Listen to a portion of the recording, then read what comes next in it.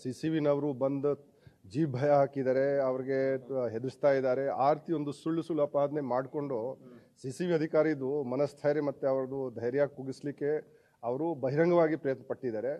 ಅದು ಕೇಸ್ಗೆ ಸ್ವಲ್ಪ ಅವರು ಬೇರೆ ಟೈಪ್ನದು ಒಂದು ದಿಕ್ಕು ಕೊಡಲಿಕ್ಕೆ ಪ್ರಯತ್ನ ಪಟ್ಟಿದ್ದಾರೆ. ಅದಕ್ಕಾಗಿ ಅವರು ವಿಚಾರಣೆ ಮಾಡ್ತಾ ಇದ್ದಾರೆ. ಅದು ಯಾರು ಇಬ್ಬರು ಅವ್ರಿಗೆ ಸಿಕ್ಕಿದ್ದಾರೆ, ವಿಚಾರಣೆ ಮಾಡ್ತಾ ಇದ್ದಾರೆ. ಅಂತ ಕಾನೂನು ಪ್ರಕಾರ ಏನಿದೆ ಅದು ಅದು ಸಾಕ್ಷಿ ಪ್ರಕಾರ ಏನಿದೆ ಕಾನೂನು ಪ್ರಕಾರ ಹೌದು. ಅದು CCVಗೆ ಅವನಿಗೆ ಏನು ಸಂಬಂಧ ಇಲ್ಲ, ಯಾರು ಅವನಿಗೆ ಹಚ್ಚಿದಾನೆ ಅದರ ಸಲುವಾಗಿ ಒಂದು CCV ಮೇಲೆ ಸುಳ್ಳು ಆರೋಪ ಒಂದು ಬಹಿರಂಗವಾಗಿ ಒಂದು ಪ್ರೆಸ್ ಮೀಟ್ ಮಾಡಿಕೊಂಡು ಮಾಡೋದು ಅದೊಂದು ನಮ್ಮ ಕರ್ತವ್ಯಕ್ಕೆ ಅಡ್ಡಿಪಡಿಸಿದಂಗೆ ರೀತಿಯಲ್ಲಿ ಆಗುತ್ತೆ. ಅದು ಮಾಡಿದಾನೆ, ಅದು ಬಹಳ ಗಂಭೀರವಾದ ವಿಷಯ. ಯಾಕಂದ್ರೆ CCV ಹಾಗೆ ಒಂದು ಆರ್ಗನೈಸೇಷನ್ ಅವ್ರಿಗೆ ಒಂದು ಸೀರಿಯಸ್ ಕೇಸಸ್ ಮಾಡ್ತಾರೆ. ಆ ಆರ್ಗನೈಸೇಷನಲ್ಲಿ ಅದು ಏನಾದರೂ ನಿಜ ಇದ್ರೆ ಸರಿ ಇದೆ, ಅದು ಹೇಳಲಿ, ಅದಕ್ಕೆ ಏನಿಲ್ಲ. ಅವ್ರಿಗೆ ಹೆದರ್ಸಿದ್ದಾರೆ, ಅವ್ರಿಗೆ ಮನೆ ಹತ್ರ ಅವ್ರಿಗೆ ಹಿಂಬಾಲಿಸ್ತಾ ಇದ್ದಾರೆ, ಅವ್ರಿಗೆ ಜೀವ ಹೆದರಿಕೆ ಇದೆ, ಇದೆಲ್ಲ ಹೇಳೋದು ಸರಿ ಇಲ್ಲ.